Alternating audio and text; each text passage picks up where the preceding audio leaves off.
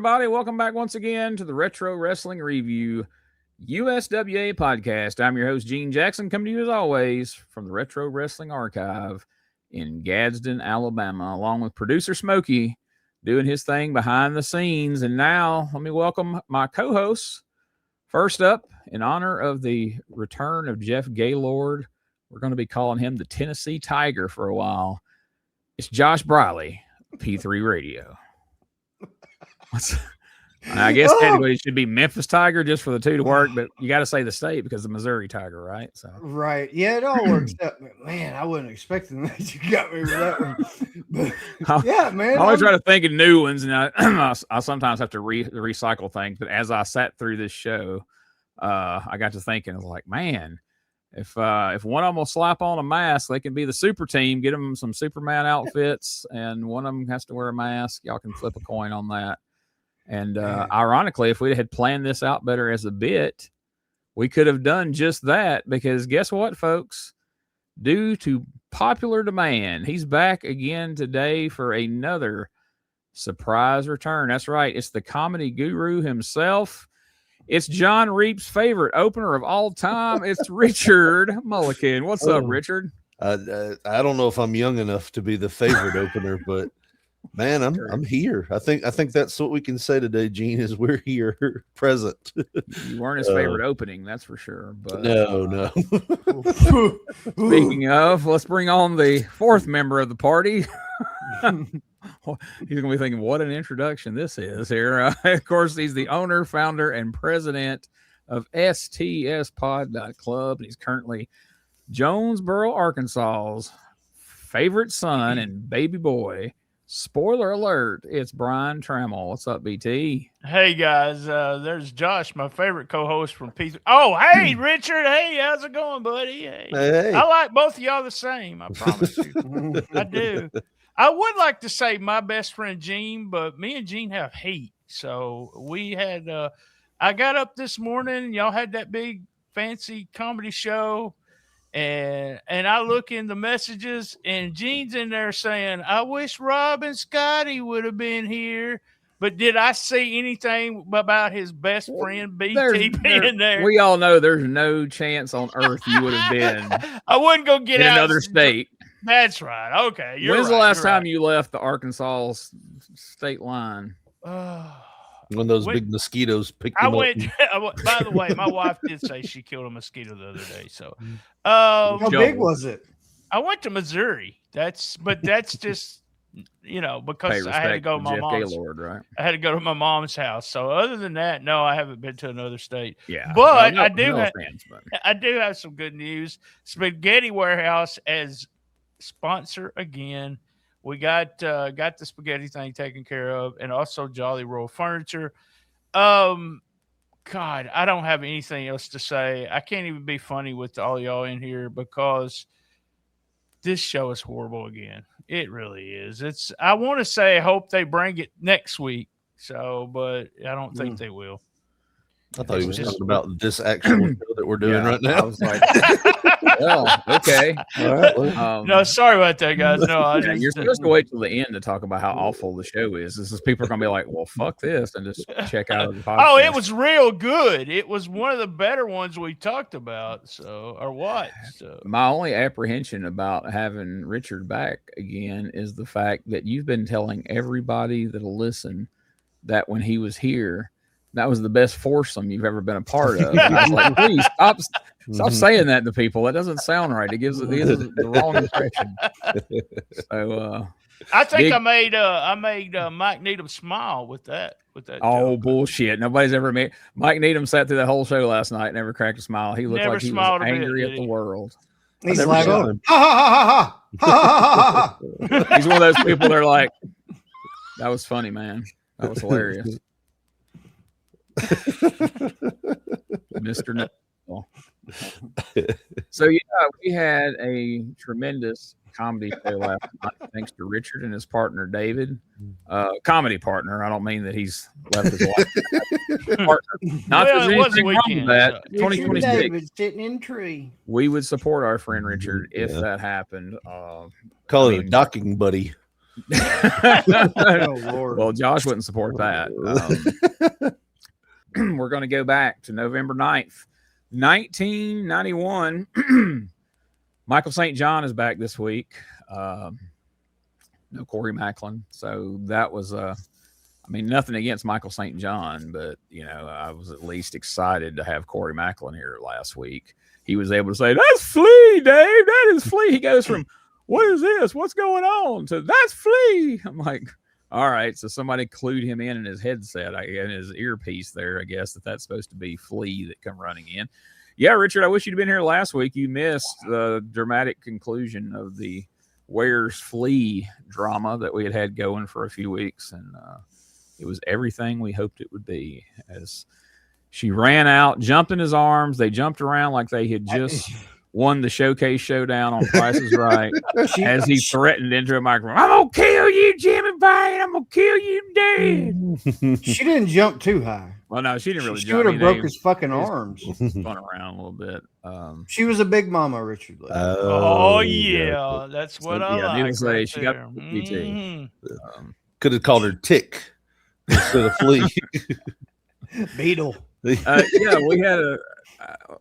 a listener send me a message, and he said that, wow, you wouldn't think that Dog of War would be so excited to have Flea back. And I was like, well, damn, how did we miss that joke? Good job, buddy. Yeah. I would give him credit my name, but I've heard from a lot of people this week. I don't remember which person said it. I'll try to remember to bring his name next week, because we want everybody to get proper credit for their humor around here. So anyway, Michael St. John's back, and they tell us we've got a loaded show today. We've got a Southern heavyweight title match. Of course, BT told us last week that at the Mid-South Coliseum that Monday night, Dr. Tom Prichard defeated Eric Embry to win the Southern heavyweight title, and he's going to be defending it against Eric Embry in a rematch in the opening match here today, because we're going to give enough time where this could go the whole damn show if we had to. Maybe not. Billy Joe Travis is going to introduce us to his super team, because Jeff Gaylord was not successful in winning the unified title last week. The tag team of the Living Legends are going to be here together, Jerry the King Lawler and Superstar Bill Dundee. And not to spoil anything, BT, but Jeff Jarrett and Robert Futler lost the tag team titles again, but for some reason this time is the time they're finally going to make good on their word, and they're going to split the team. I don't know that Robert Fuller's too happy about it. Handsome Jimmy Valiant's going to be here, yay! And the brand new USWA Tag Team Champions, Doug Masters and Bart Sawyer, are going to be in the house. So guys, I know everybody kind of voiced their displeasure about those two last week. It doesn't look like they're going to be going away anytime soon. So strap in, as they say. So we hear from Dr. Tom before his big Southern heavyweight title match, and he's happy that he's won the Southern heavyweight title away from Eric Embry. And once I saw something here in a minute, it occurred to me that Eric Embry's been Southern champion for a long time, and we have not seen him carry the Southern heavyweight title belt in forever. Like I can't think the last time he had the belt out there on TV, although I never really thought much of it until I see this belt that they bring out there. And I had an example of it. I guess I don't have it anymore.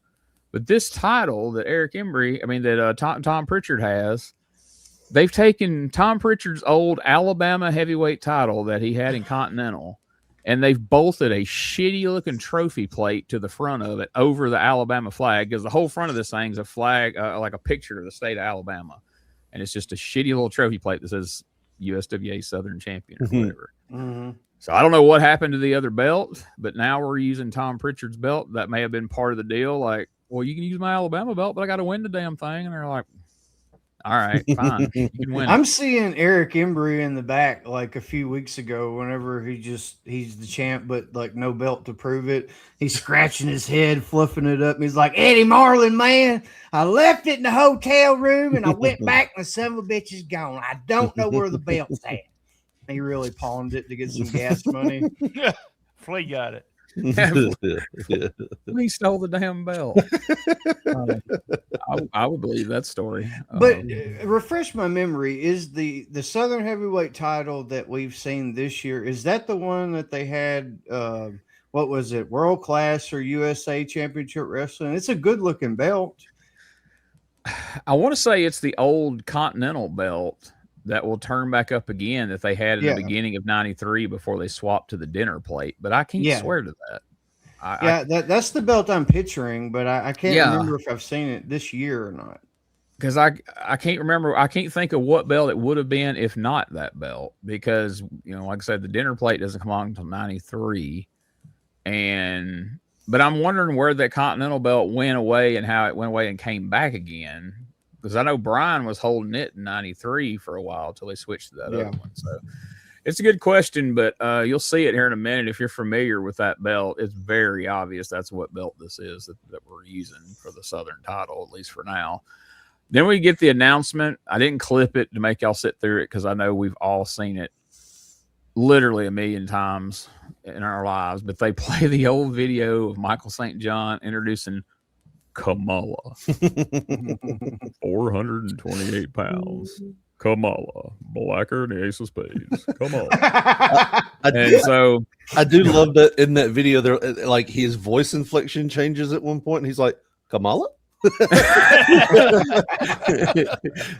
It felt like one of those Anchorman moments, like Jerry Jarrett had accidentally put a question mark at the, at the end of it. Kamala? Good point pointing that out. So he is going to be the challenger to whoever wins this Southern Heavyweight title match. And that's actually a pretty good swerve, because when I heard the winner was going to have to defend against this guy, I made an assumption about who the winner was going to be. And, well, turns out I was wrong. But before we spoil that, for the first time, like, I remember Lance Russell doing some of these in like 87-ish, where they're standing backstage and you see like a ring canvas behind them. But this is the first time I remember doing this. We get a backstage promo with Michael St. John talking to Eric Embry in like what looks like the tape room of the studio. Check this out. This is a short clip, but I just wanted mostly for you to see the environment they're having this interview in. Flamboyant Eric Embry gets his shot to return the return match right here on TV today for that Southern title. Tom Prichard, you're right, man. You got my ticket to the World Heavyweight title. You don't have to worry about Kamala Monday night. I'm the one that's got to worry about Kamala. The only giant you got to worry about, Prichard, is flamboyant Eric Embry, because I'm taking my title back right now. Up next, the Southern Heavyweight Championship right here. Stay right where you've got it. Something about the way he says Kamala, I don't know, almost sounded like Donald Trump to me. Like, I'm the one that's got to worry about Kamala. That is a weird spot back there for him to do that interview in. But I don't know if that's going to be a regular thing or this was just a weird one-off today. But yeah, we talked to Eric Embry, and what looks like maybe that's where they keep the tapes or something. Here we go. We're starting the match. We bitched last week that they teased a match where Embry jumps in there, and then about 30 seconds in, Tony Falk runs in, and we didn't get our Southern title match on TV. Well, let's see what we got this week. Here's just a short clip of basically the finish of this match. The back, Embry may have made a big mistake when he brought Prichard over to the desk and slammed him here. Maybe that just got Prichard mad. Look out, here's Embry thrown out of the ring. And now Prichard coming down off after Embry. Uh-oh. Look out, Dave. And now the favorite return. Eric Embry slammed into the desk once again. Tom Prichard now takes him back to the ring. Oh, what a match, what a match. Dave, can you believe the ferocity of this match? I mean, no. Both men as ferocious as they can be. Boy. They're trying to tear each other's heads up. Tony Falk tripped him up.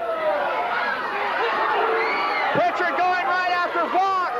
Punches him with the right hand. He's coming back in, and Embry just sucker punched him. DDT. Prichard is down. The wrap up. 1, 2. Uh-oh. He got the 3 count. Flamboyant Eric Embry caught Prichard Prichard as he was coming back into the ring. He got him with that sucker punch, an uppercut. He takes the belt. Give an assist to Eric's driver, Tony, who got that all started. Prichard then came out to get Falk.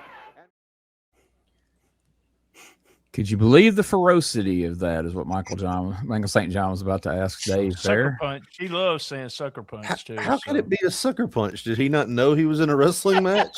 Like Exactly. Same thing last week, Richard. Same thing. Yeah. And Dave almost went into like a dog bark warning. It was like, "Arr, arr, arr, arr, arr." It tripped him up. What's that meme from Wolf of Wall Street? The Yes, that was. I don't know. I mean, I usually don't mind Michael St. John, but boy, some of his calls in this match were just kind of, I don't know, obnoxious. Like, or maybe I'm just missing Corey. I don't know, but I didn't love it. So here's I don't have the other belt, but here's a shot of it here. I started to put this on the screen a minute ago. I'm like, well, let's not show that Eric Embry wins this, but I'm sure Josh recognizes that belt from Alabama. Mm-hmm. But look at that plate that they've just literally just bolted on there. Like that looks like shit. They, I think, like they were pretty good at this during this time period because, like, Uncle Danny had several different titles that he altered, and the global light heavyweight title that he ends up using as the USWA middleweight, lightweight, different belts. He did just that. He got a trophy shop to make the little cheap stick-on plates and put USWA all over it. Well, I'll say this: the alterations he did to that belt, especially like when he made it the middleweight belt '93, the plate they put on it looked a hell of a lot better than this. I mean, Oh yeah, is that a army soldier on the front of that? it should be a picture of Robert E. Lee on the front. Sold your fortune, man. We got a shot of Eric Embry sneezing right after winning the title. It looks like He just looks like he's sad because he won the belt. you say, "Bless you, Dave Brown." It's just good manners in Texas. So, all right. So Tom Prichard held the belt for a week, or not quite a week, because he won it on Monday, lost it on Saturday. I don't know. That's kind of what made me think that maybe that was a stipulation of like, where y'all can fuck up my Alabama title and I'll let you use it, but I at least got to win it briefly. And they're like, all right, you win it on Monday and lose it on TV. And he's like, whatever, dude. That's fine. I don't have to wrestle Chris Frazier again. I'll take it. So there he is, new champion. For what it's worth, though, you know, we said last week, it seemed like something was off with Embry and Prichard. It was like their heart wasn't into it or something, but they made up for it in just the match alone. I mean, they were wrestling like with this desperation or something. Like it almost like somebody told them, you know, guys, it don't really seem like you're too much into this. And they went out there as a retort. So like, motherfucker, I'll show you. And God, it was intense for a little bit. And it lasted a lot longer than I thought it would. That's what she said. That was probably the best match we've seen on television in '91. You guys think that's a fair statement? And of course, that's not saying shit because we haven't seen a match. It's one of the best. Yeah. I would say it was. And I like it because they're feuding. I hate it when guys are feuding and they get in there and do wrist hold and all that. I mean, they got in, started. Both those guys have some great punches, and they was punching each other back and forth. And it was just back, forth. And then the sucker punch. That sucker punch got him really bad. Yeah. So that's twice he sucker punched people. I don't think he likes. I think he likes that word as much as I do shoehorn. I think he does. Yes, he shoehorns sucker punch into almost every match that he can. Yeah, and it's funny how many times throughout the course of these 2 seasons we've done of this show where it almost feels like we get on here and we make a big stink about something that somehow somebody went back in time and told them like, hey, this is what these assholes in 2026 are bitching about. Why don't you fix it? And then it's almost like it translated through the TV product, you know? Yeah. It's like they seen it. Except that what Jerry Lawler's wearing again this week. God damn it. We're about to see that here in just a moment. Although I think people probably assume that we're watching ahead and then going back and saying things that makes us look smart because the next week they've corrected folks. We're not watching ahead. You think I could have sat through this show and then went ahead and watched another one like the same day or even the same week?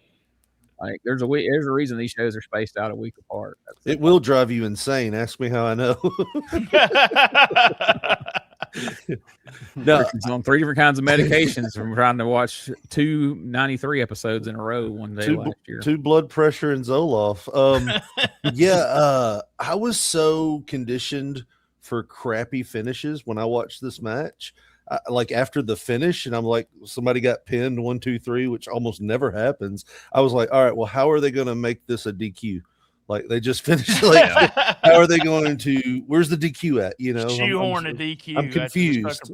I'm confused. Yeah, I mean, you just assume like, well, Tony Falk's going to run in at some point. And it's going to be a DQ. But we had to get that belt off Tom Prichard. Damn it, he's been champion for too long. He's not even a real doctor, and he's not even acting like Roddy Piper as much now as he used to be.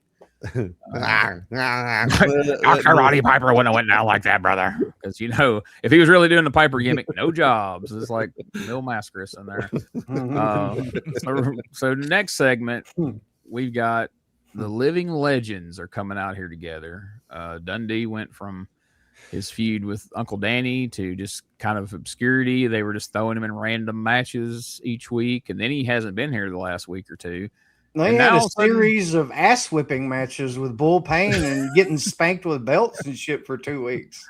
Yes, and BT is still jealous of that. Oh, yeah. Samantha was in there whipping on him. And I guess Bill liked it because a few years down the road, they would get together. So I guess that stuck out in his mind. Hey, remember how you whipped my ass with that belt? Give it a go, sister. All right, let's go promo here. And yes, keep in mind what BT just said. Take a look at this V-neck atrocity. Damn it. That Jerry Lawler is sporting in this promo. Good to have you here. It's good to be here. I don't know, I may be bragging a little bit, but the more I think about that, you're right, Dave. They don't do it no better than this. Now, Billy Joe, you've been out here, you tried to beat up on the King by yourself. He knocked every window out of that stinking car you brought up here from Texas. I don't know what it cost to get it fixed, and I really don't care. Now you running around, you mad at the King, brother. You mad at the King. So you go out here and you get 2, I don't know why, I don't know what they look like. But they gotta be goofsters that are hanging around with you, son, and you're gonna run Jerry Lawler out of town. Well, brother, he got a lot of friends around here, and you're looking at one of them, the superstar. That's right. We've been out here every Saturday morning for a long time, and they've all come. And they've all gone, and some have went on to greatness, and some have just disappeared. But every one of them that came through here got beat up by the King, and yours truly. So, Billy Travis, bring him on, brother. You know what wins football teams today, brother? You know what wins the game? It's usually the special teams they bring on, and you're looking at the special team of Memphis, brother. So I don't care if you got King Kong and Godzilla. He can't whip the King, and he can't whip the superstar. We see you, brother, Monday night. Superstar Bill Dundee. Here's the King. You know, I stood back there and I watched that piece of tape, and it brings back a lot of memories. It brings back memories of a lot of years that Bill Superstar Dundee and the team and the King have teamed together. And, you know, I guess probably the question that I get asked most often when I'm out on the street by different fans that I come in contact with, they say, well, what about you and Bill Superstar Dundee? Are you two guys really good friends? And I got to be perfectly honest with them.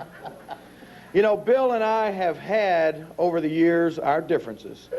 And the truth of the matter is, in this profession, when you don't know when you might be partners with one guy one night, and the next night you may have to wrestle against him, the truth of the matter is, it's very difficult to have any really lasting friendships. Sure, you're partners with a lot of different guys, but as far as being friends and socializing outside the ring, that's really tough because of the profession that we're in. Everybody that steps in that ring, no matter who he is, thinks he's the best wrestler that's in the business today. If he didn't think that, he wouldn't have a chance in a match, if he didn't have the confidence in himself. Bill Superstar Dundee thinks that there is nobody better than him in a wrestling ring. And I happen to think that there's nobody better than me in a wrestling ring. And while I can stand here and admit that Bill and I are not the best of friends, I'll tell you this. We are the best partners that you're ever going to see anywhere, anytime in professional wrestling. Bill Superstar Dundee and Jerry the King Lawler have had more tag team success than any other team you can find anywhere. We have had more tag team titles. We have won more championships, more trophies, more tournaments than any other tag team around. And it's been a long time since the Superstar and the King have teamed together, but we're going to do it again this week, and I'm looking forward to it. They've won more titles, and they've also won more championships than anybody. It's the same. So this is not one of Lawler's better outings as for a promo. Dundee's was pretty good. Lawler seems kind of to be stumbling over himself. He said the question he gets asked most by people out on the street is him and Bill Dundee really friends? Well, I got to ask the three of you right now. If you were running to Jerry Lawler on the street, what question would you ask him now that he's answered that for us? Something about Stacy. Yeah. I just love the fact that Bill in this promo looks like that uncle that fell into the wrong crowd that your grandmother prays about, and then he shows up at the cookout. He's drinking. He's thinking like him. Look, I pay for him. Look at how he's there. And he wasn't invited, but he's there. No. And then Jerry looks like his your aunt that makes the badass potato salad in that shirt. I mean, geez. It's got to be necklace. It's always got to be necklace. Yeah, I need that neck. I was thinking Bill looked like the guy arguing about the oil filter being wrong on his car with Midas. Brother, you said Fram was going to be on that son of a bitch's STP, brother. Stone Temple Pilots, brother. It's what's the wrong thing I paid for the fucking Fram, brother. He had those glasses and shit.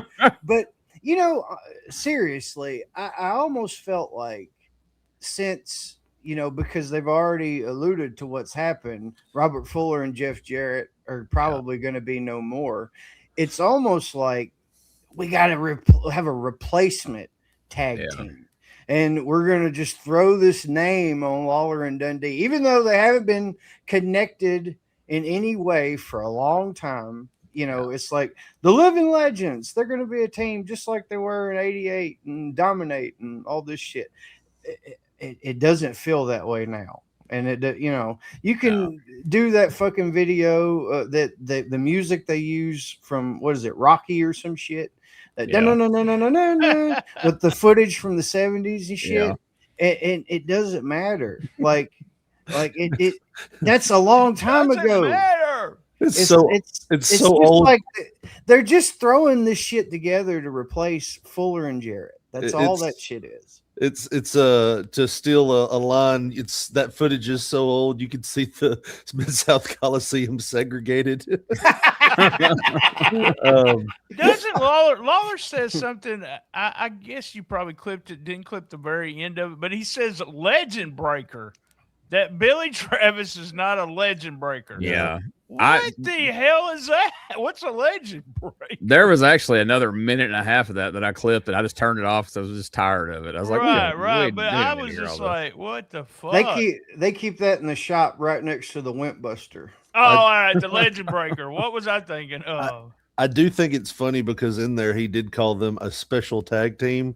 Oh yeah, as like a foreshadow to what we're about to see, which a tag team comes out looking special. Very special. I want to wear my Superman suit. Come on, let me please. There he is. I got to get on this too. To me, Dundee looked like everything he said. He should have had a cigarette hang out of his mouth. Yes. Like he's arguing about the child support. Like I done told us I should get it on the 1st of the month. I got a receipt for that, brother. I got a receipt. If I can't see Jamie, I'm not paying for him. Jericho looked the same way. Him and Jericho could show up at the cookout together. Mm-hmm. Yeah. At one point, Jericho looked like your drunk aunt at the cookout. Who's, having a midlife crisis, but not exactly because she's in her 50s and she probably ain't living to be 100. But technically, that's what they call it. So I got to ask something right here before we move on. Richard, you didn't see, but there was a feud that rocked on for several weeks over the light heavyweight title and a trip to Japan between baby faces Superstar Bill Dundee and Nightmare Danny Davis. They both stayed baby faces the whole time. Bill leaned a little more heel during the feud, but afterwards, it's kind of like the Hulk Hogan, Shawn Michaels angle before SummerSlam and after. They went for the feud, and Bill was kind of the dick, but then it was over with. They did a little promo to tie up the loose ends, and they, shook hands and agreed to go their separate ways. What would Meemaw have to say about this feud between Bill Dundee and Nightmare Danny Davis? Well, we know who's going to win. I mean, who's going to Japan? Which one's going to Japan? I hope it's Danny Davis. I hope they send him on the boat and not a plane. Ironically, he lost the title on his first match over there, then won it back before he came back home. That's the first person I thought of when I heard those results. I was like, boy, I wish Richard was here for him all to chime in on that. Some bitch got to Japan, lost the belt first night. Oh, she would. If it was Japan, there would be some pretty racist statements that I can't say. Y'all remember what we was talking about, those Chinese? No. Whoa, no. You're getting us confused with your other show. My bad. I feel like you're painting me in a corner here, Gene. That's going to get me canceled. Sorry about that, Richard. Sorry. No. What would Memo say about Reggie be fine? She hates him more than BT. We didn't think that was possible. Oh, me. Yeah, we'd have to run a scroll at the bottom of the screen. The views of Meemaw does not reflect those of Richard Mulligan or any of the people on your screen right now. Except maybe me. BT. Man. I'm not a racist. I just play one on here, so that's it. Yeah, you just play one in life. So after that marathon promo, we have something new. We've got the USWA top 10 rankings. It's horrible. Now, so on this list, now this is just to show that they had no idea what was going to happen in that Southern Heavyweight title match, because Dr. Tom Prichard is still listed as number one contender because he was Southern Heavyweight champion. They hadn't had time to change the graphics. But you got Tom Prichard at number one, Eric Embry at number two. Jeff Gaylord's number three. He just got here, and he hadn't had a single match win other than over Jobber. So the only single match he had since Lawler when he lost. Number four is Kamala. He hasn't even been here yet. He's just had a video played. That's how you bad get a video play. You're number four. That's how badass that video was. That's Kamala. right. Yeah, exactly. Dirty Dutch Mantel's number five. He's been here, but hasn't done anything significant. But that's fine. It's 10. You got to list everybody. Number 6 is the Gravedigger. We ain't even heard his name at this point. Couldn't pick him out of the lineup. Number 7, Bill Dundee. Number 8, the Sandman, who we've not seen as of yet. He's yet to debut, but he's already number 8. Number 9, the Dirty White Boy, who's been the curtain jerker the last few weeks for some reason. And number 10, the Dragon Master, who hasn't been here in 2 months. And it's that hard to fill out a top 10, folks. My God. I don't know. As I was looking at that, I was like, okay, he's not here yet. He doesn't want a match. And this one's been gone. So do you think that is that Sandman the Sandman? Or is that the Snowman? 100%. The not Snowman. That's I immediately thought it was the not Snowman because it was like sand, snows, Yeah. But it's literally Hack. Oh, it's him. It's Surfer Sandman. Like, we're gonna have Sandman come out in the wetsuit and with a surfboard in his hand, pretty damn soon. Like we're on the cusp of it. And during the first episode of ECW that we watched, they had a video that was a highlight reel from Memphis of his USWA stuff that they aired to tease him on the ECW TV, because I guess that was the only footage they had of him. So, So we're in for the Sandman, but he won't be smoking cigarettes yet. He won't be drinking beer. He's a surfer of all things. When you said the top 10 list, I laughed because as I was watching this, they built it up. They're like, people have been asking. The one thing we get asked the most is, where's the top 10 list? And then they put it up there, and you can almost hear Dave go, "Well, this list is already fucked." Like, look, it's like, starting at part. Yeah, you're starting at one, and then we're starting at one. Is that what we're doing? All right, I guess that's what we're doing. And then at one part, it almost looked like they had a sheet of green paper that they were just pulling down to reveal the names because they pulled it down and then went back up.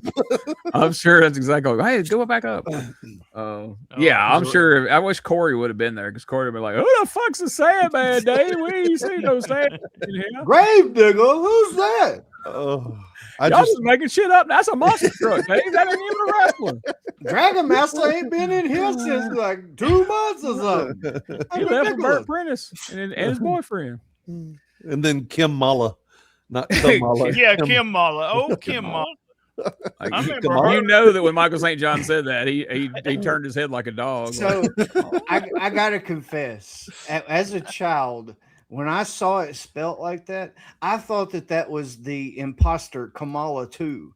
Like, and I thought in my head it was Kamala with the A was the real one, and then Kimala was the imposter. That was his sister, Kimala.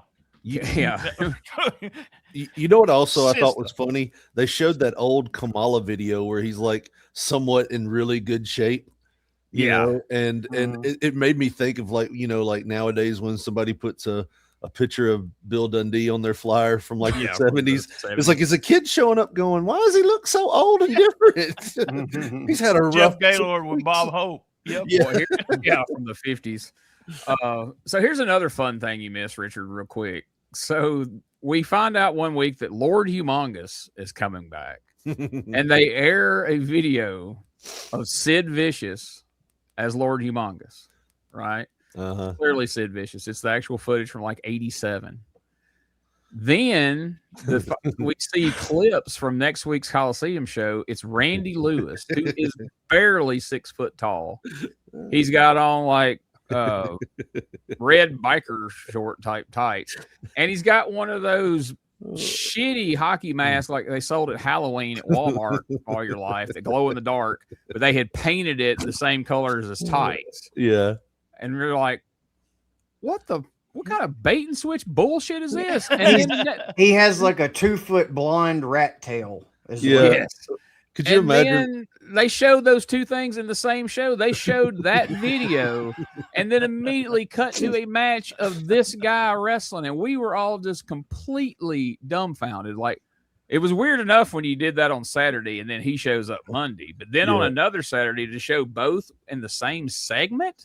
Like, what did you think people were supposed to think about this? It'd be hilarious if you just hear Lawler in the back. It's like, who put Lord Humongous in the dryer? Yeah. He is not supposed to go in the dryer. You've shrunk Lord Humongous. Like, you can't send Lord Humongous out without the bondage outfit on out there. Like, it's just not the same. But actually, Randy Lewis is going to be returning to the USWA here soon. I saw that, yeah. With almost a garbage man gimmick before Duke Drosy. Not exactly, but his gimmick is he's a good Samaritan that goes around and picks up trash behind. Court ordered. Yeah. I mean, they literally, I hate to spoil something, but they literally is the first promo video we're going to see him. We see Eric Embry and his driver, Tony, litter. And then the camera pans over as he comes over and picks up the litter. It really sounds like you're making that up, Gene. It's like he just made up something. Did they throw the litter out and then they cut to Tommy Rich having a tear come down his eye? The biggest rib of it all, though, is the garbage can that they gave him as part of his gimmick is like one of those 55-gallon burn barrels, so it's heavy as fuck. That's true. Those burn barrels, that's the same thing that people make barbecue grills out of, right? Yeah. In the South, you'll see them all the time. And much like Tony Williams, Kid Wicked being the same height as his trophy in Power Pro. Yes. That garbage can is as tall as Randy Lewis. Like, he could step into it and you wouldn't see him. He would just disappear into that garbage can. Like Oscar the Grouch. Yes, exactly. It would have been a better gimmick, honestly. Randy the Grouch.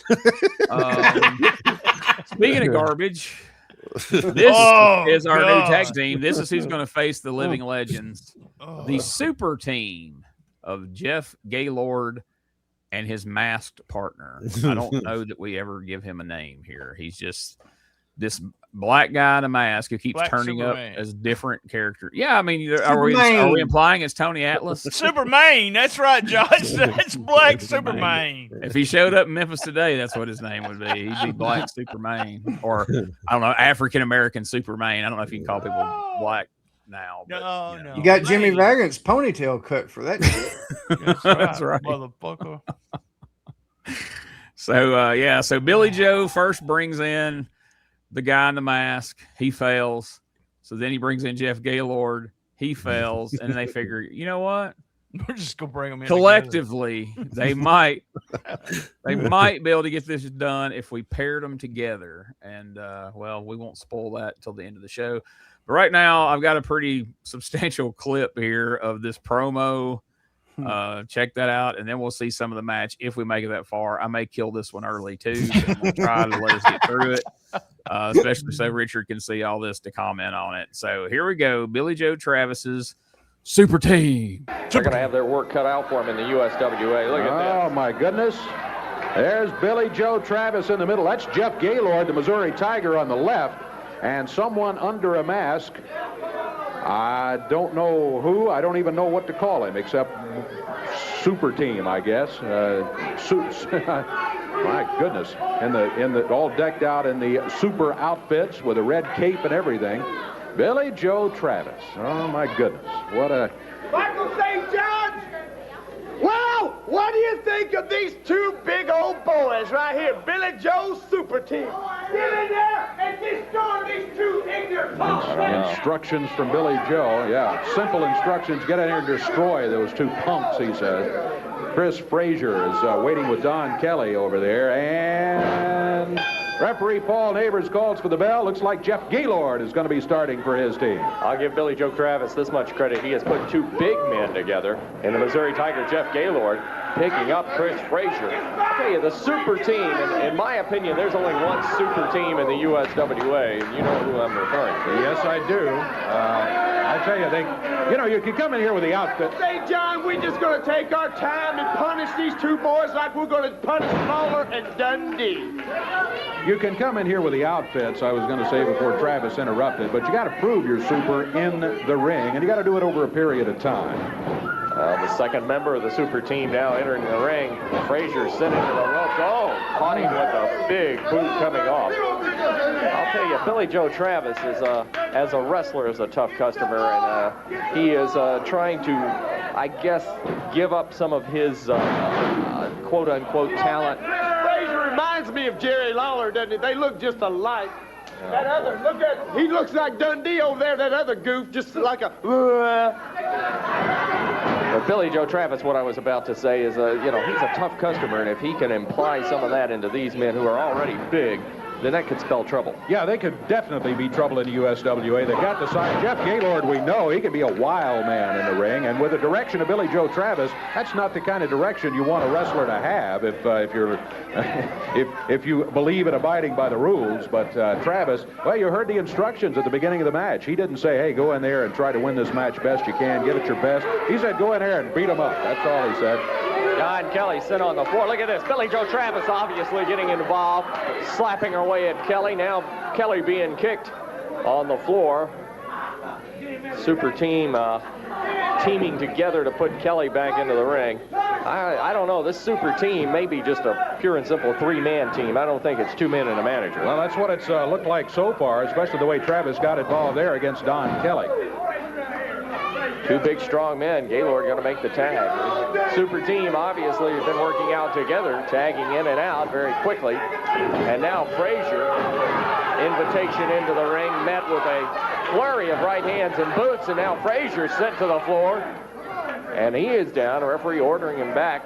And here comes Billy Joe Travis again. And I'll tell you, Dave, this is dangerous. Billy Joe Travis outside of the ring, that's more dangerous than Billy Joe Travis in the ring.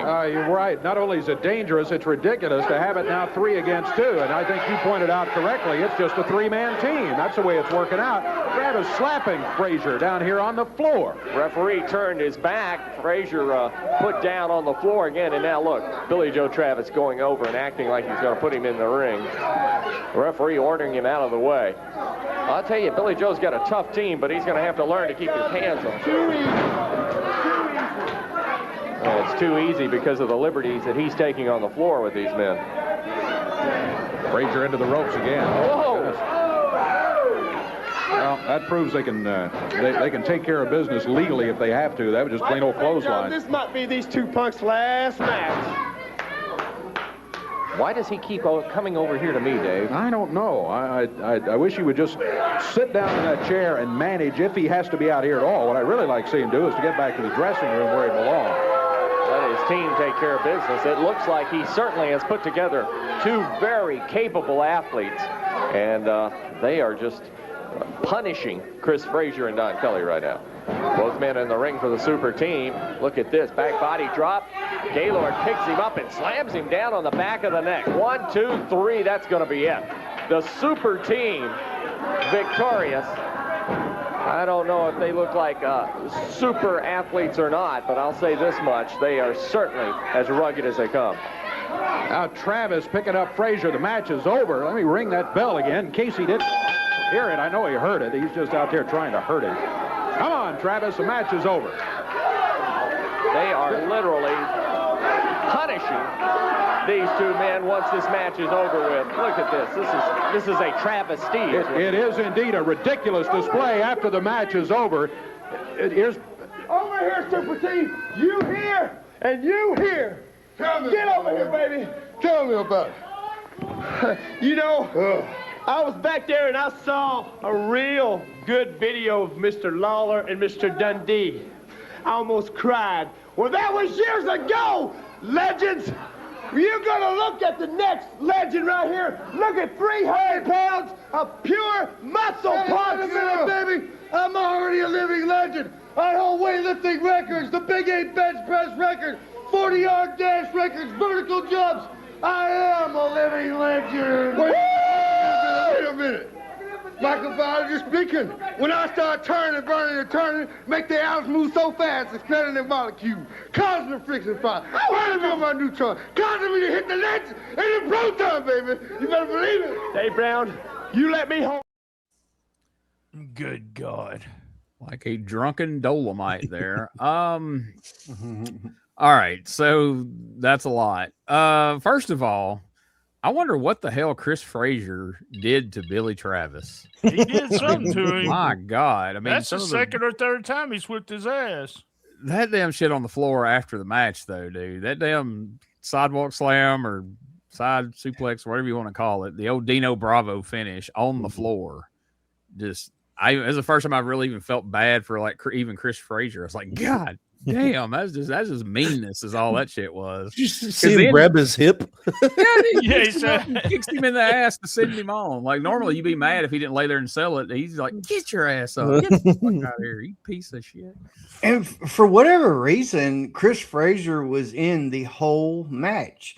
The other guy who never legally was in the ring, the only time he got in was when Superman went over there and whipped his ass in. And clotheslined him into next week. So yeah, but when he got him out to the floor, after Billy Joe had executed the sidewalk slam on Chris Frazier, Superman went over there and punched he punched the other guy for real. Did you see that? Yes. Like a shoot right hand right in the fucking jaw. Superman. Like, Superman. And Superman said, yo. I was gonna come on the show and be like, I absolutely know who this is. It's Rufus R. Jones. He just relocated from fucking North Carolina to Tennessee for this gig.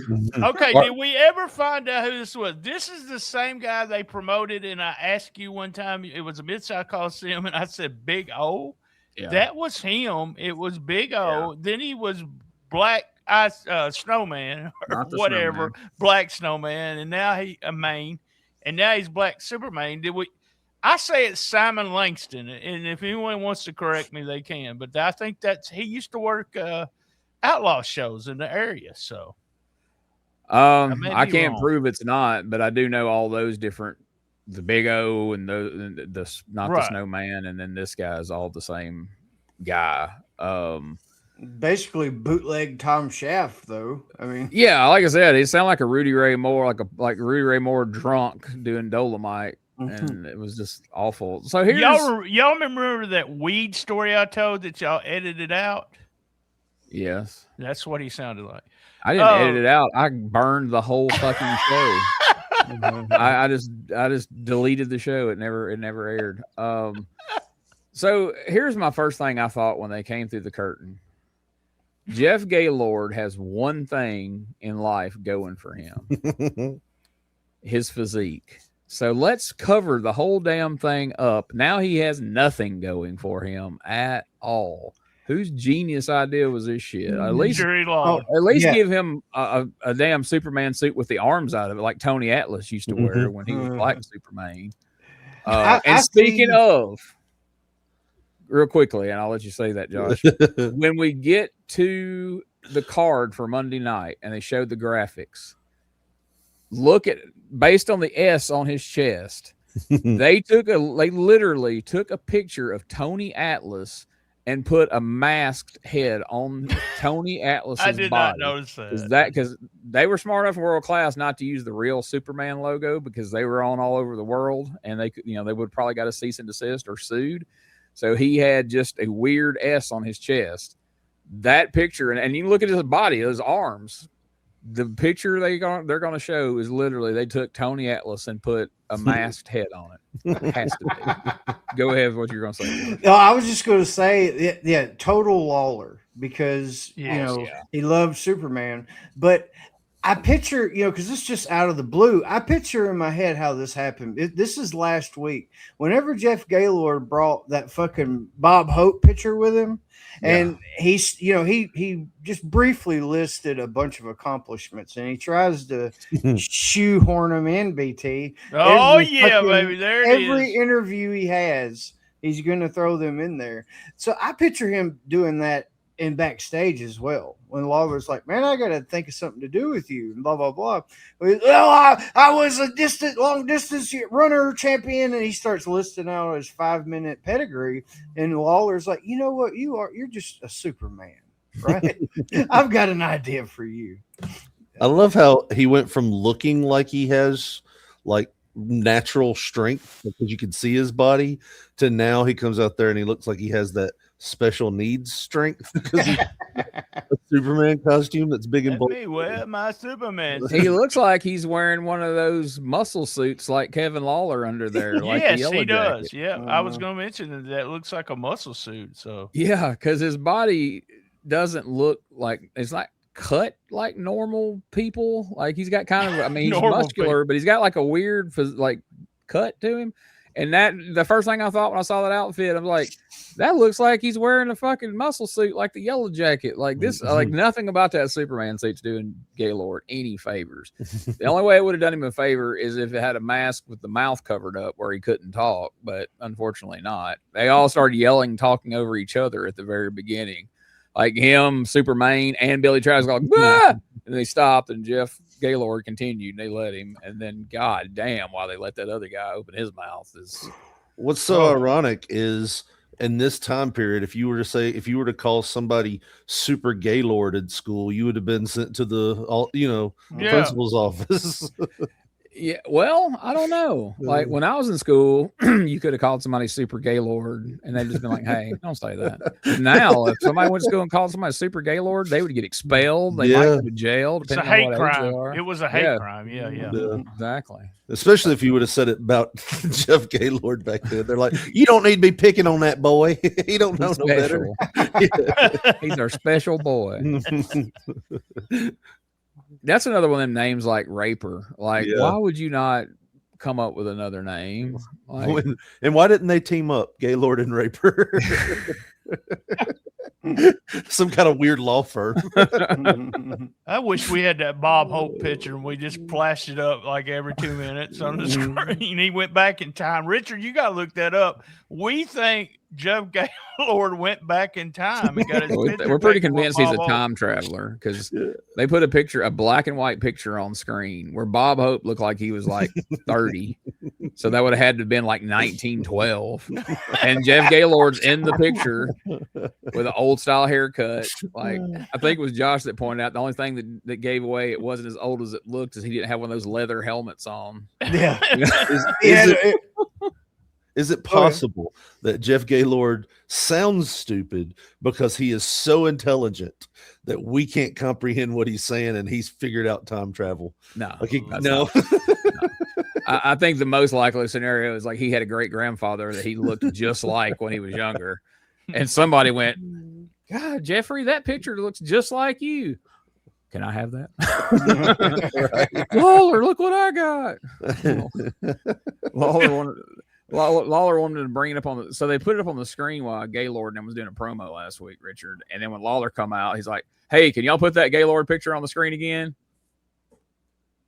Okay, I guess it felt like one of those Adam Ray Dr. Phil bits where it's like, okay, perfect, thank you. Like the top 10 list. Yes. Already, this is all fucked. Already. Yeah, Dave's just like, fuck me, this is terrible. Starting with one, that's what we're doing. Okay, like, fuck it. We're going to show this before the super team. This is okay. Oh man. So next, Jeff Jarrett comes out. I clipped this promo, but we're kind of running long on clips, so I'm not going to show it, but I'll put it on the Facebook page. But he talks about the fact that, 7 or 8 months earlier, him and Robert Fuller were the USWA tag champs, and they let everybody know if they ever lost the belts, they would split the team. And they beat the Texas Hangmen, and they beat the Outlaws, and they rattled off all the people they beat. It's such an unimpressive list. I would never have wanted to say it out loud again, but he made sure to say it. Number 1 ranked in Japan. They're big in Japan, Dave. I can't read you this shit. But... Hey, Jeff also called him Bart Sawyers. So yeah, he had an S to the end. Yeah. So I was like, oh, Josh got to Jeff about that. So. Another one of those time travel things. Maybe Jeff Gaylord's the one going back and forth in time telling everybody this stuff. Josh, you got to come with me and talk to Jeff. He just keeps going back, but he keeps like forgetting what the bank vault combination was, so he's having to go back in time. Going to prison, and he's got to sit it out and go back again. He hit so many banks though in the time travel that he forgot he hit that one, and he went to prison again. And he was just robbing banks to be able to pay for the plutonium, put in the DeLorean. The damn Libyans. The whole time he's sitting in there with his cellmate, he thinks he's crazy. Man, I gotta get to my time machine. This is holding me back. You're like, man, that Gaylord dude crazy. You talking about time machines and shit, dude? Man, I ain't trying to imply his cellmate would have to be a guy that talks like that. But it was Black Superman. It sure was. All he want to talk about string theory and shit, man. It's fucking crazy. String theory. Oh my God! Showing us his pictures with Moses. Yeah. Hey, he had an autograph picture of him and Jesus. I'm like, hey, where do you get that? It was carved into a rock. Is that Freezer Thompson? That's your Freezer Thompson voice. And I told him, I said, I don't care if you come back in time. I'm not going with Eric Embry. I'm going to stay over here. Come on, man. Jeff Gaylord can go back in time. Freezer Thompson like, I ain't going back in time. Further back I go, it just gets worse for me, brother. Oh, you almost choked me to death. I was I ain't riding back in that bus to Dallas. Oh, God. Okay, yes. Yeah, that was a joke. It was a Rosa Parks joke about Freezer Thompson on the bus to Dallas, those famous bus trips. Damn. Well, this show got out of hand. Sorry. BT's rubbing off on everybody, making everybody too comfortable. So, I feel like I'm with my friends right now. So yeah, we have that meeting on Friday nights with the. Forget it. Yeah, you heard the implication because I feel like I'm with my friends right now, even though I'm totally not friends with these assholes. It feels like it somehow. Please with 2 of them. I don't count. It's just you and Josh. Come on, Red. I'm just So Jeff is he's going to go ahead and make good on this.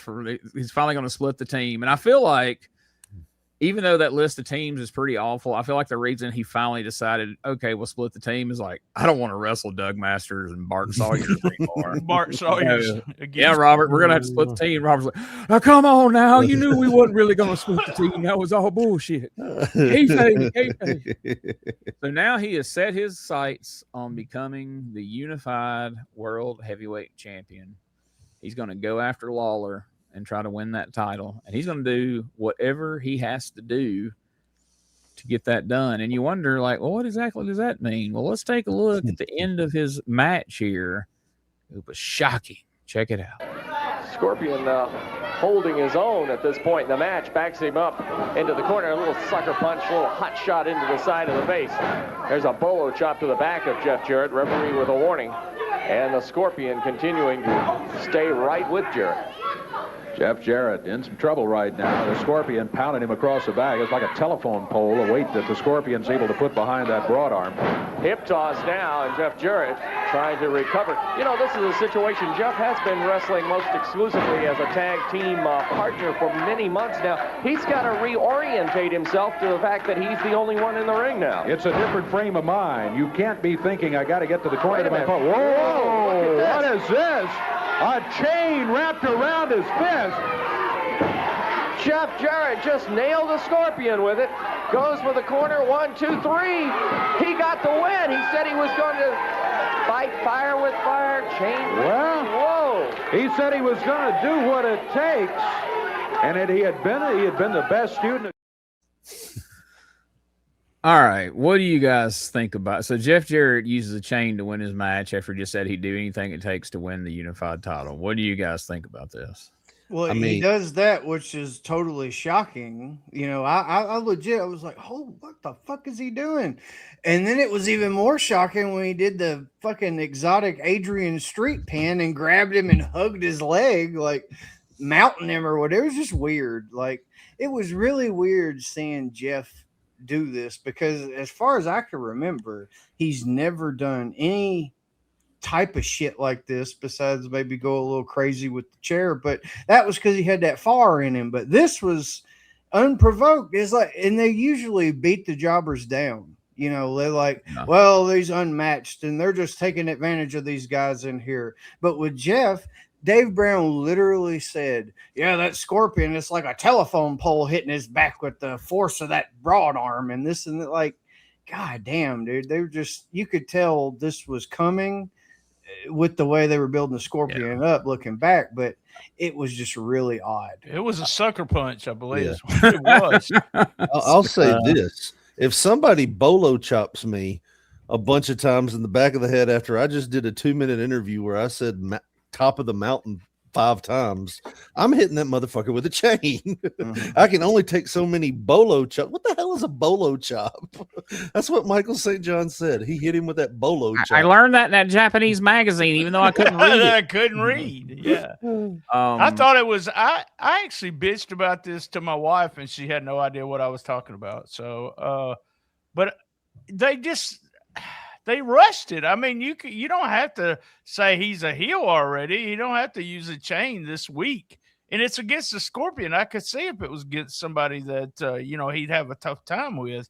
But he should have just won it, normally. But they pulled the trigger on him going to turn heel real quick. So your wife said, if you keep talking about USWA shit to me, Brian, I'm going to bolo chop your ass. Whatever that is. I was just so confused this whole show. Like, who's the heel? You know what I mean? Like the first match, Kamala, is he the heel? I don't know. I assume Kamala's the heel. Well, now Eric Embry's wrestling. Why do you assume that, sir? What makes you assume Kamala's a heel? Because he's always been a heel. He's always been a heel. Well, Sense. Yeah. I don't know of a time when he was ever a good guy. He's one of them African mains, so he has to be a heel. Well, and then you have the heels dressing up like Superman. Then you have Jeff Jarrett coming out there hitting with people with chains. I was like, I don't know who the heels are. Like, I was so confused on like how they were booking this.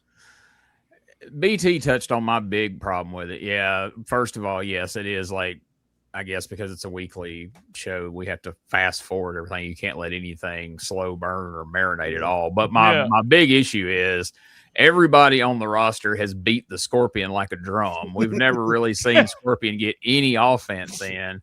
And now the guy who just told us he's out to win the Unified World title has to use a chain to beat the goddamn Scorpion. Well, I don't like your chances, Jeff. If you needed a chain to beat the Scorpion, you're gonna have win the hell with belt. Lawler. Yeah. Definitely the winds of change. Yeah. And so Jerry Lawler had a reaction to Jeff's promo and Jeff's use of the chain. Let's listen to what Jerry Lawler says about Jeff. This isn't very long, but I thought, let's check out old V-neck one more time. Now, I just want to briefly say something about, I stood in the back, I listened to Jeff, and then I watched Jeff wrestle, and I'm flattered by the fact that Jeff thinks so much of me, and I'm also especially flattered by the fact that, that he has watched my career and feels like that he has learned a lot from me. And, Jeff has been, as he says, a great student of wrestling. He has always been one that will try to pick up new techniques. He's come to me any number of times and asked me, how do you go about doing this? Or how did you do that? And that sort of thing. And I feel like, I've always felt like I taught Jeff a lot. And as I said, it's flattering for him to say that. And I listened to him say that he's going to come after this belt. And I want you to know, Jeff, that I'm not gonna make the mistake that some other people made years ago when I was a young kid I remember standing out telling Jackie Fargo that I was gonna come after his belt. And I think that Jackie made a little bit of a mistake because I don't think he took me seriously. And you see what happened. Well, Jeff, I want you to know that I do take it very seriously. I take it as a compliment that you idolize me and that you think that I've taught you a lot of stuff. But I want to say this, Jeff. I may have taught you everything you know, but I didn't teach you everything I know, kid. So don't ever forget that. Oh, fireball, and it's going to get hot. And oh, my God. That old tired ass line. May have taught you everything you know, but I didn't teach you everything. So last week, Richard, as we're setting up the big main event title match for Monday night, Jeff Gaylord challenging Jerry Lawler. The first thing he does is start out by telling a joke saying that, yeah, I remember, because he was there, obviously. I remember football practice when the coach asked Jeff Gaylord, hey, you think you can pass this football? And Jeff thought about it for a minute, and he said, well, coach, I guess if I can swallow it, I can probably pass it. And that's the kind of shit we use to build up a Lawler, Jeff Gaylord main event, along with a couple of more dumb dad jokes to follow up with, like just completely just goofy shit. And then here, I told you everything you know, but not everything I know. And I was like, oh God, I didn't think I could want to see this any less, but here we are. Every time I see Lawler in that shirt, I think about that Dave Chappelle skit where he was like, he knows where he bought that shirt. It damn sure wasn't on the men's department. Yes. It has that feel of, when you get that surprise doorbell ring, like it catches you off guard. You ain't got a shirt on. You're like, oh shit, let me throw this on. He goes, he's like, I like it. You're like, oh shit, that's my wife's shirt. Wait a minute. Yeah. Of course. And that looks like something an old lady would wear, so that wouldn't have been. And he almost insinuated that Jackie Fargo was the AWA champion. Thank you. That was going to be my next point. Well, he said Jackie Fargo underestimated me, but we saw how that turned out. Like, you didn't win the world title from Jackie Fargo. He was the referee. He counted to 5 for you. Or some fucking or 4. I'm sorry. He counted to 4. Yeah, that was I was about to forget to mention that because as I watched it the very first time when he did that, I thought, the fuck are you talking about? Jackie Fargo was never the world champion.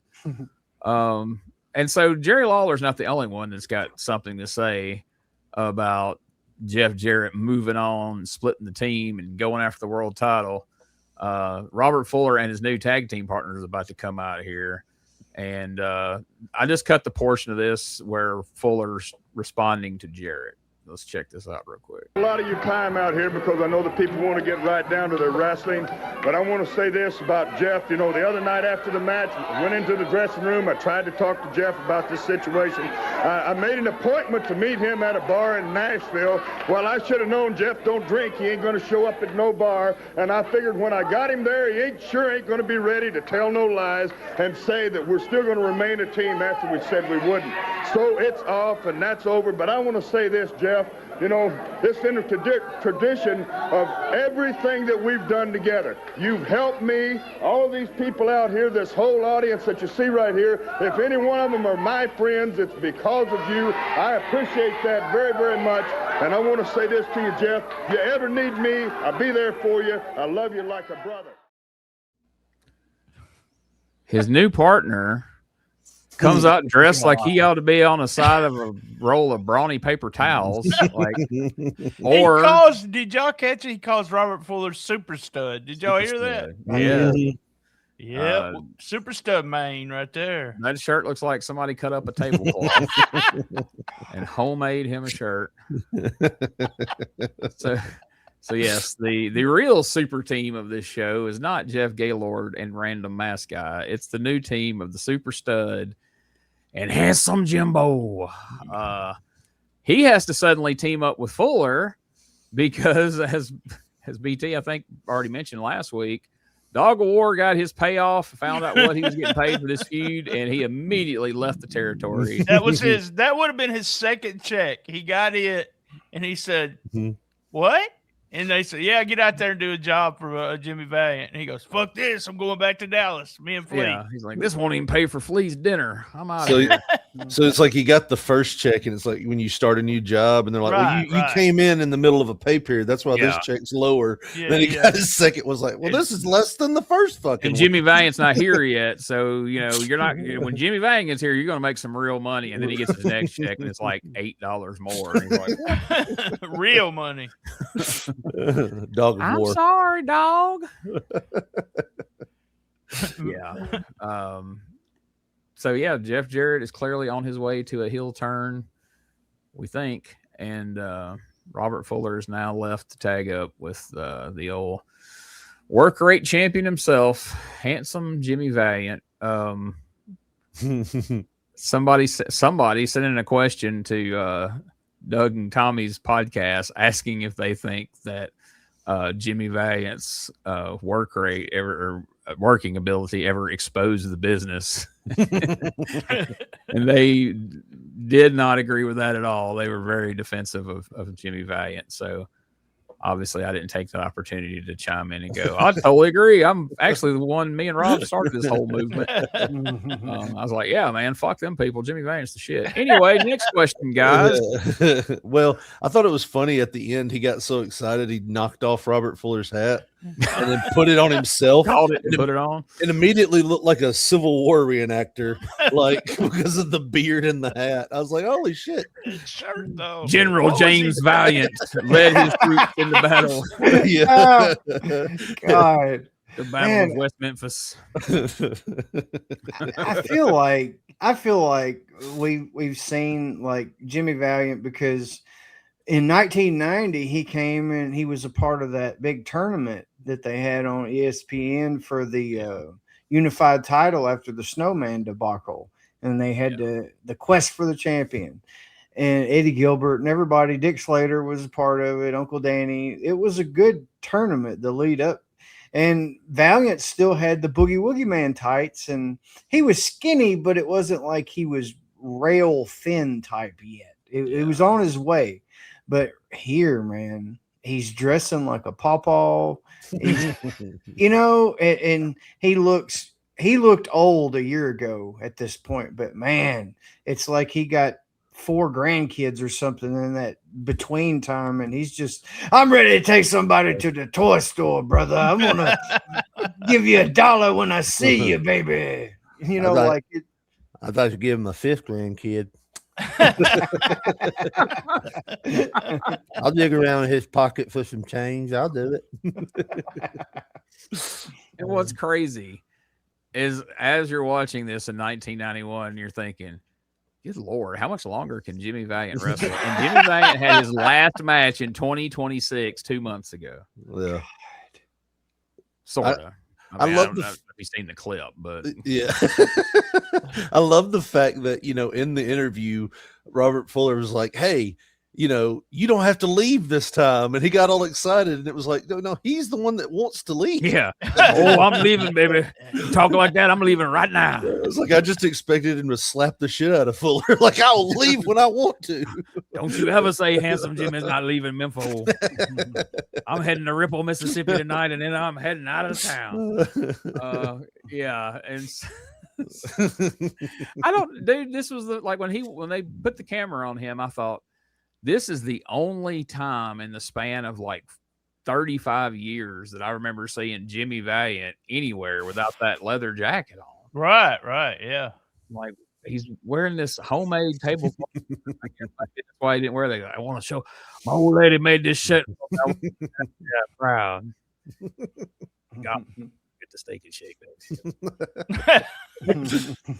Cheeseburgers in, because the story has always been the reason he suddenly comes out real thin, as you put it, he becomes a vegetarian, and that's when he drops all that weight and starts looking like a cancer patient.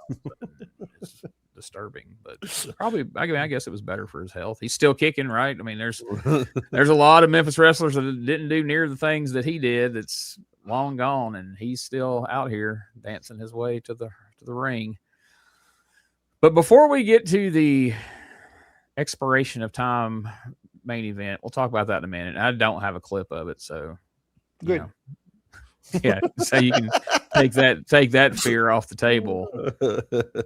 Fraser got the hot tag, by the way. The spoiler alert. We saw in the top 10 that the Gravedigger is coming, and the Gravedigger has a manager, and that manager is Nate the fucking Rat. My master plan is just about to unfold. For years, you simple-minded peons in the street have called me Nate the Rat. Now you understand why they call me Nate the Rat. It's because I sleep with the rats, I eat with rats, and I drink with rats because they're my friends. They understand me. And now, Vincent, the time has come near for the Gravedigger to appear, for him to meet the self-proclaimed king of professional wrestling, Jerry Lawler. I hate your guts. And my friend, don't you hate Jerry Lawler? He hates you too, Jerry Lawler. And he hates that little stringy-headed, bleach-blonde punk Jeff Jarrett. I hate your guts. And my friends hate your guts. Don't you hate his guts too? And we're going to take that little sawed-off Elvis Presley impersonator, Bill Dundee. I hate his guts. And my friend Vincent, here, he hates your guts too. And then the Gravedigger is going to come. He's gonna come and eat, and he's gonna put you in your grave, and then my friends Vincent and his friends and all of my family will eat the flesh right off of your stinking body, and I will have the last laugh. He sounds like Kevin Lawler doing a terrible Paul Bearer impression. I just thought it was funny. It's like next week, Nate the Rat's dead. Well, what happened? Well, he had hantavirus. He's eating and sleeping and drinking with rats. And this has to be a rib on him. That has to be a rib on him that they wanted him to say. I feel like they fed him just that line. Like, look, we don't care what you say in this stupid promo, but I want you to say that you sleep with rats and then you eat with rats. Like, I get it. He's the only guy in the territory who can't get a fucking rat, and that's the irony of it all. And then he's wandering around like Gene Hackman in his last days because he's so confused and delirious from all the diseases. You know what the crazy part about this is? They were like, yeah, we're not doing 2 takes because he stumbled so many times. I put that. Why didn't he? It was a pre-tape. Why didn't he do it?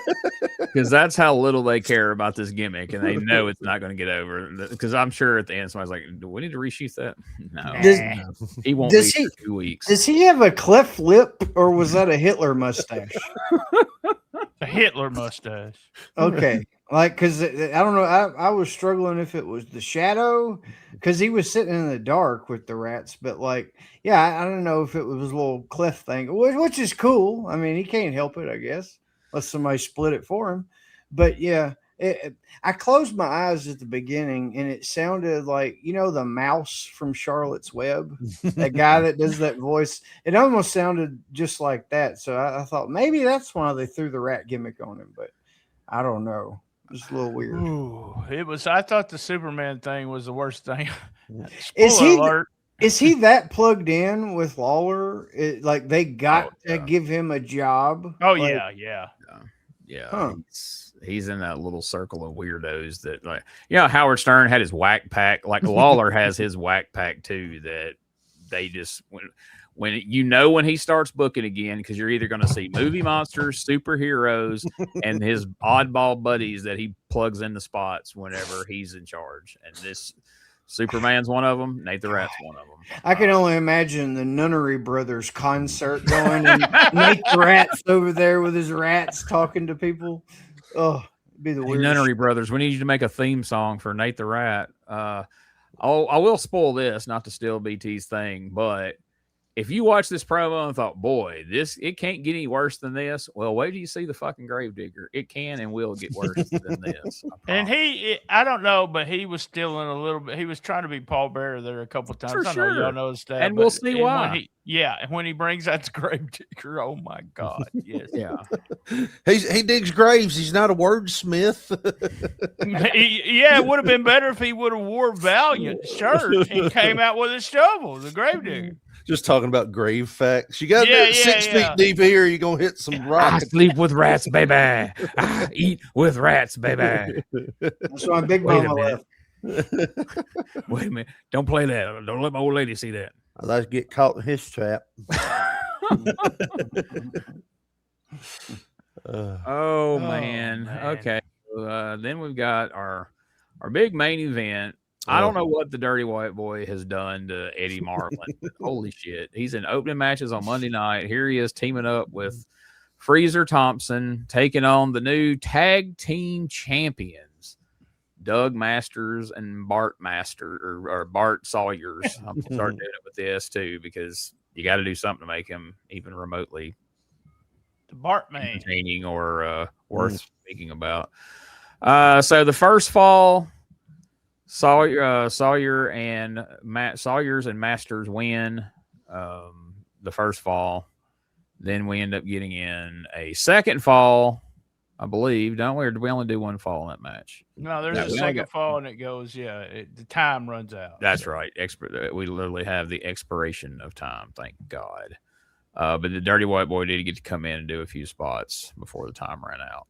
But it would seem the Freezer Thompson push is officially done. That little experiment is over. And that's unfortunate, because that was one of the few things on the show I was enjoying there for a couple of weeks, and I thought it had potential. So, of course, let's squash that and let's bring in the Gravedigger and Nate the Rat.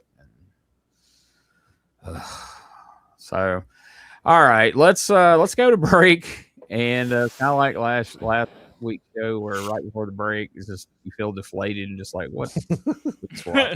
Now we've got to talk about it. So let's take a break, and then we're going to come back and we'll hear what the card is, and we'll see what everybody thought about this.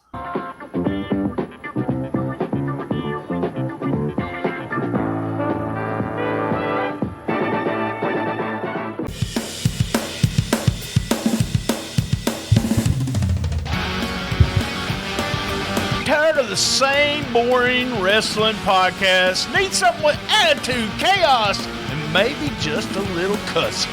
That's STSpod.club, and we got it all covered. We've got wrestling weirdness with WTF News Desk, 5-minute time limit, and the Southern fried brain of me, BT, steering the whole ship. We also have rolling into Memphis every week about the current Memphis wrestling. Interviews, hot takes, and wrestling outrageousness so wild it might get you banned in 12 states. That's right, it's SDSpod.club or search all podcast catchers for Shooting the Shiznit, where wrestling podcasts grow chest hair. Not sure what that meant. Love my mama. Hey guys, Ray Russell here. Lots of new stuff happening here at WrestleCopia. If you haven't checked out our website at WrestleCopia.com, it's a great way to keep up with the latest episodes of all of your favorite Copia programming, from the Wrestling Memory Grenade to Regional Wrestling with the Territory Talk, the Wrestling Stoop with the legendary Bob Roop, and of course all of those programs also available at your favorite podcast streaming platforms. And if you want to stay up to date with everything going on in the Copia world, all the latest news, random thoughts, fun videos, pictures, and more, make sure to join the more than 33,000 followers over at Facebook.com/Wrestling Grenade. Don't be left out. And last but definitely not least, it's what keeps the entire machine going. I'm talking about Patreon.com/WrestleCopia. We appreciate your support in helping us pay the bills to keep the WrestleCopia Podcast Network running and enabling us to continue to bring you all the quality programming that we offer. Ladies and gentlemen, welcome to Give Me Back My Pro Wrestling, the podcast that's based on the old school but can still help you find the good stuff from today. Jimmy Street and the Plastic Sheik, Jared, are the undisputed tag team champions of the wrestling podcast world. From thought-provoking topics to superstar interviews to action figure expertise, this team does it all. And all they ask is, give me back my pro wrestling!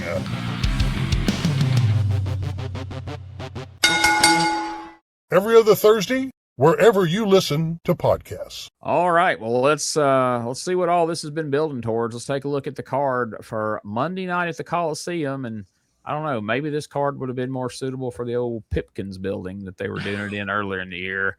We might have went back to the Coliseum a little too soon, folks. I don't know. Let's check this out.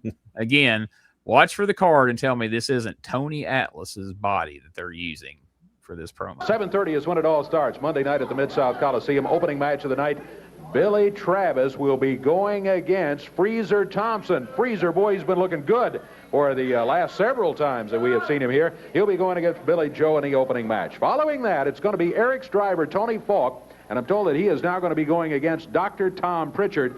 He kind of set things up for Embry to win that match here as he tripped Tom Prichard as he was in the ropes there. Prichard has a match with Tony Falk set up. Eric's driver, Tony, and Dr. Tom, Monday night at the Coliseum. Following that, it is going to be Tony Anthony, the Dirty White Boy, going against Jeff Jarrett. That's right, Jarrett against the Dirty White Boy, coming up Monday night. Then the World Tag Team titles will be on the line. There are new champions, Masters, Doug Masters, and Bart Sawyers, going against Robert Fuller. Remember, Robert, of course, was co-holder of the belts with Jeff Jarrett, but look, this is the team that is going to be trying to take the belts away from Masters and Sawyer. Robert Fuller and handsome Jimmy Fallon. Veteran team there. They've got a good shot. Masters and Sawyer, an upset in the USWA to win those belts, but they'll have their hands full Monday night at the Mid-South Coliseum. Southern heavyweight title goes back on the line. It was on the line right here today, and the man on the right, Eric Embry, recaptured the belt from Dr. Tom Prichard. But what a defense he's got coming up Monday night. The Ugandan giant, Kamala, will be back, and he will be trying to take the belt. You know what is on the mind of Kamala and those people that manage him. That is a shot at the world title, which is held by Jerry Lawler. Embry realizes he's got to remain the Southern champion if he wants to stay as the #1 contender for that belt. Then the super team with Billy Travis. We just met him. They will be going against the legends, Lawler and Dundee. We said it earlier. When you put Lawler and Dundee together, they say they're not the best of friends, but when you put them together, they're the best of partners, and they have beat just about anybody they have stepped in the ring against. So what's the verdict? You think that's Tony Atlas in that picture?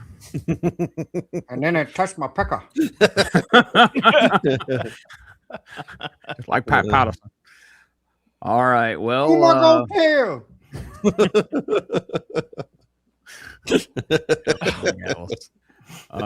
If you didn't enjoy his matches, you at least got to enjoy his promos. Not for the reason anybody intended, but Anybody got a cell phone? somebody bring me a cell phone.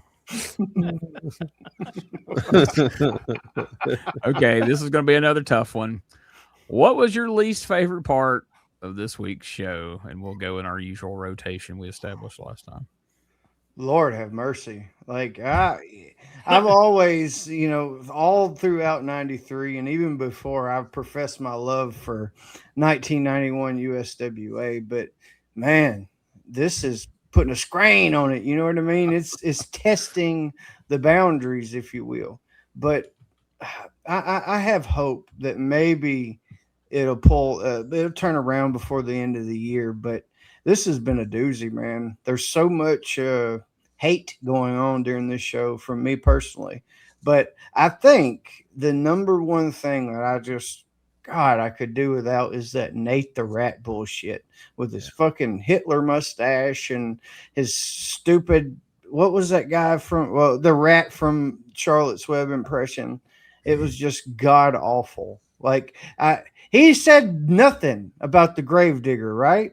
Did the Gravedigger ever come out of his mouth? I think he said, once. Yeah. Well, it was forgettable. But yeah, it was god awful. They could have got anybody. I mean, hell, put Bart Sawyers as Nate the Rat role. That would be better for him. I hate that fucking guy. Yeah, horrible. I put, like I said just a little bit earlier, when they brought out the Supermains, I was like, oh, this has got to be the worst part. I wrote it down as the worst part of the show. And then Nate the Rat did that video, and I was like, good God, this is horrible. So, yeah, one of Lawler's friends, and can't wait to see the Gravedigger. So, Richard? Yeah, that tag match at the end was just god awful. Even Dave was trying to give them cues like, "Hey, we're fixing to go off the air," and it's like, "Y'all need to end this shit." It was like, and then finally just rang the bell. That's it. I ain't got no more time. I was okay with the rest of the show, but that tag match was just, whew, oh Lord. I don't know if because I watched it right before we came on.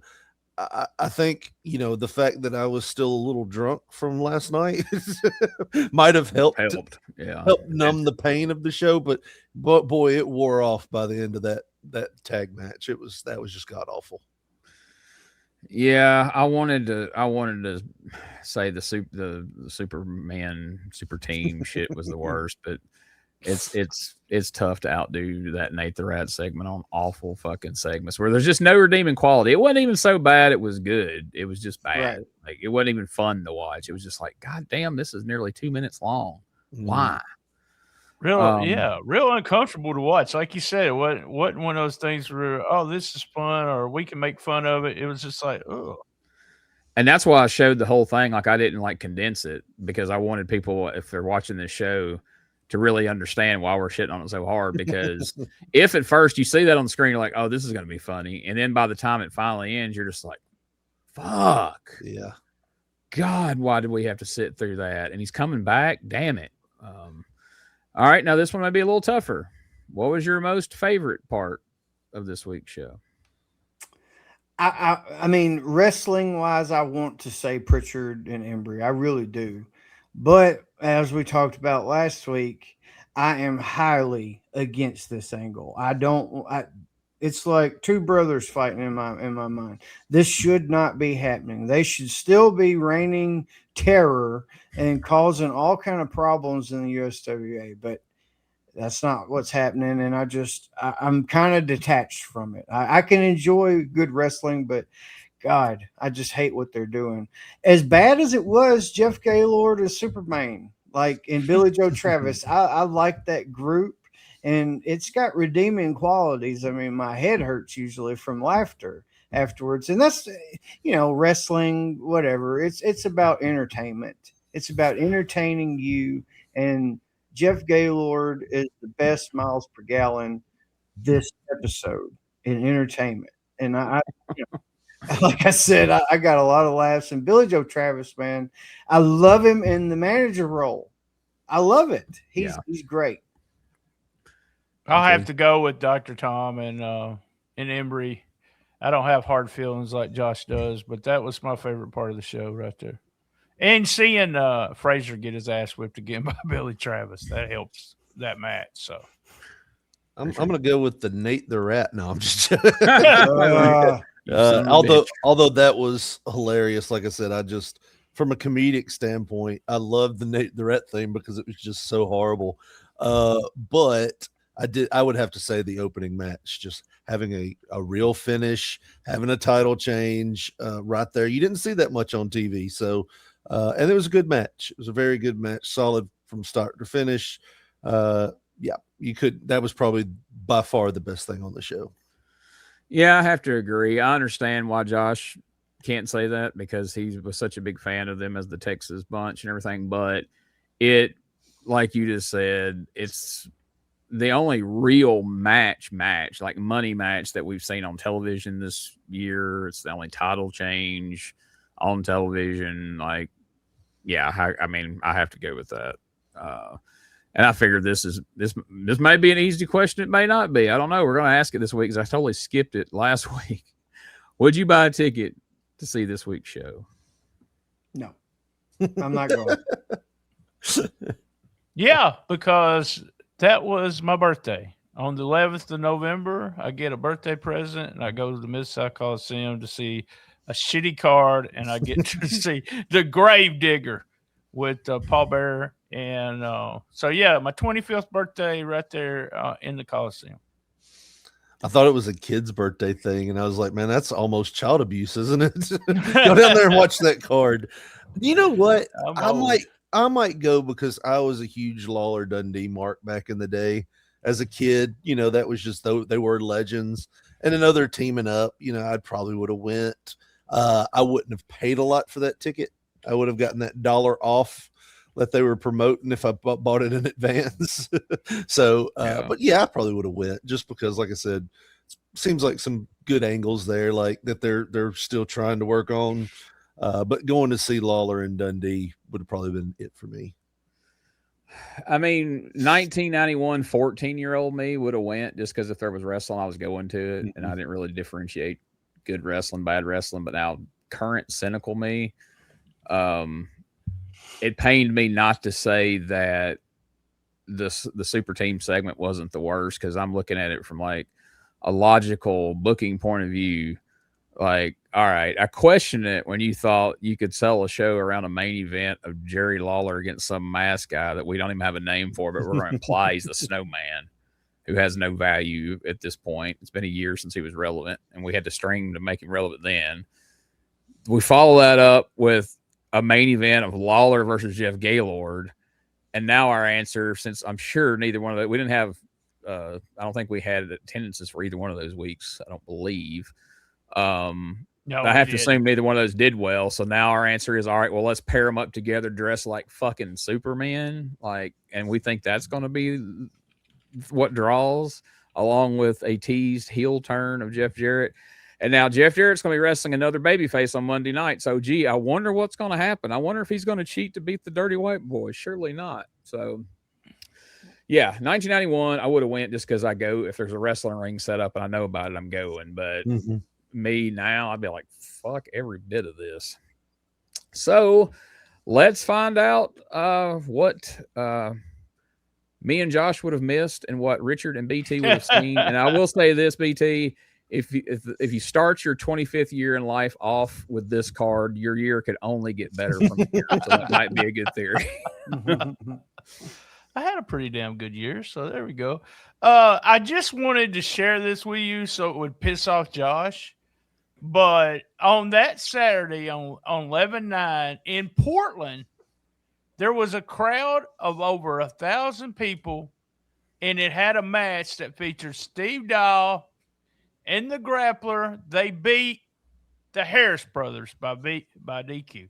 Good. There you go. I know you're mad now, Josh, just thinking the Harris Brothers were in the main event at Portland. But hey, let's consider one. Let's consider one thing there, though. fans in Portland had just gotten wind that, hey, Masters and Sawyer left. They went down to Memphis, and they all come flocking back to the Portland show. They hadn't been in months, and everybody decided to come. That's it. Well, they ain't gonna come back if the Harris brothers remain. They let the kids in for free that night too, so that hell, that might be it. So, and they had Ken Wayne on that show. No, I'm just kidding. I was about to say, somebody better my warn 25th birthday, I went down there to watch Billy Travis beat Prichard Thompson. That's a rare appearance of Prichard Thompson at Mid-South Coliseum. Tom Prichard pinned Falk. Jeff Jarrett pinned Tony Anthony. Doug Masters and Bart Sawyer beat Robert Fuller and Jimmy Valiant to keep the USWA tag team titles. Embry, no contest with Kimala to keep the Southern title, and Lawler and Bill Dundee beat the Super Team. Via a reverse decision disqualification. That's bad, y'all. It's bad. I was really pissed, but Mom took me by Crystal's coming back, so on my birthday, I was happy. I got 20 Crystal Burgers in West Memphis. So our new champion couldn't beat Kimala. Damn it. Kimala.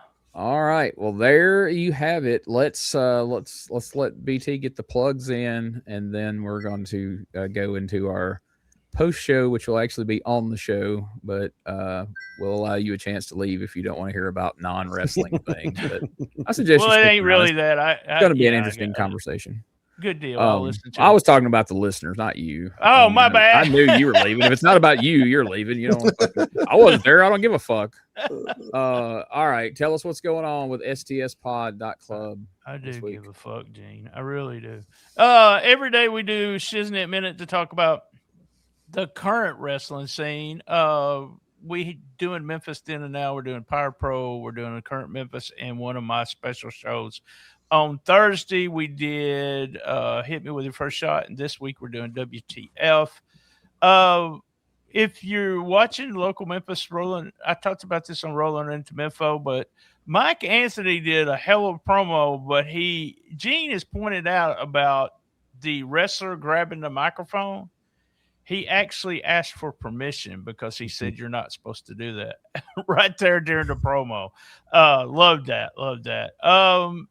That's it with stspod.club. I want to talk about P3 Radio. It was 461. I believe that was the episode. Excuse Me was the name of it. They talked about weed laws. Richard once bought a couch with salmonella. They were talking about a heel being blind. I actually had a heel manager that was blind when I wrestled in Philadelphia. I'll be damned. Yeah, he Question said answered, Richard Lee. I don't remember any of this shit. Special needs kids are assholes because you can't hit them. Richard was blind and had salmonella when he was a kid from that couch. Josh goes to carnivals with long dick elephants and was scared because the elephants were shitting. Sad. Richard wishes his pouch wasn't as big. Richard also something about he would snuggle feet but no scat. I don't know what that meant. What I wrote. Josh does not masturbate in front of people. Richard, unless I have zero feelings for him. Richard has a soundtrack to Bean Hunters 5, and they did a couple of. One of the stories was a guy pretended to be special so he could his diaper changed. I do that all the time. Oh, yeah. And then some guy was eating chicken nuggets on a roller coaster. That was your P3 Radio Shiznit Minute. How many hoots? 4 out of 5 hoots. Really good show, guys. I love he made the comment about the salmonella on the couch, and I was just like, I was dying. I kept rewinding that part of it. I don't have any memory of that whatsoever, and I don't drink.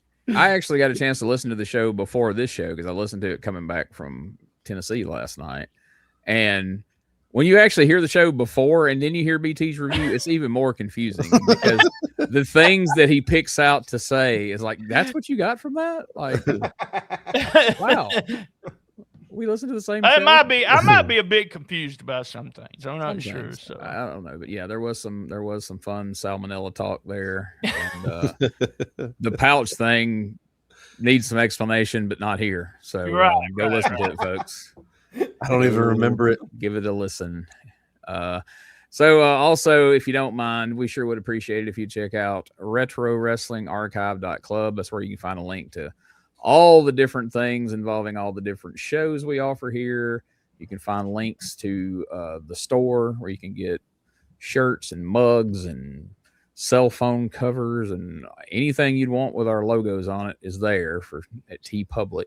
And of course, you have links to the Patreon, which is patreon.com/retro wrestling archive. BT's is patreon.com/shooting the shiznit, and all the content that we offer on both of those Patreons. And you can get both for a very, very low, reasonable price. So check them both out, if you will. Also, join our Facebook group. Facebook group is Neutral Corner Lounge. You can join up over there and give us feedback on not only our shows, but the shows we're reviewing. Tell us what you thought about them. We'd love to hear it.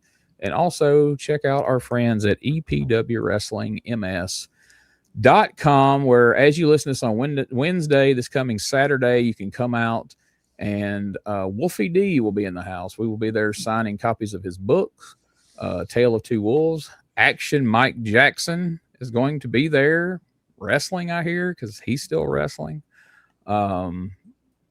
Amazingly enough, Wolfie D retired. Mike Jackson still wrestling, and he was wrestling when Wolfie was like just being born. So that's crazy. But check it out; should be a lot of fun. Plus, I believe Commissioner Downtown Bruno will be in the house because it's like Mama says, it bees that way sometimes. So. There you go. Before you end that, someone texted me something as we were talking. Yeah, right. They heard me say Kamala, so it is Kamala. So hold on just a minute. I'll give you all a picture of Kamala. This is Kamala. If you managed to get that done in the course of this show, kudos. That's that's amazing. Put that on the shirt and I'll buy it. So Kamala, guys, thank y'all for having me today. I've got things to do, as y'all know, and as everyone knows, whack it to that picture you just showed. Yes, go on. Just say, how are we not all hard? Jesus. Hold on. Here we go. Oh yeah. There you go, baby. It's like somebody's aunt. What's under the shirt, baby? What's would that be considered Kamala's slim season, as they would say on the Facebook? All right, I'm gonna let pretty y'all sure talk I've seen Kamala in the front row at the Mid-South Coliseum. She's a woman. She's a woman, y'all. Kamala. All right, guys. Love my mama. Let's see y'all next week. Later.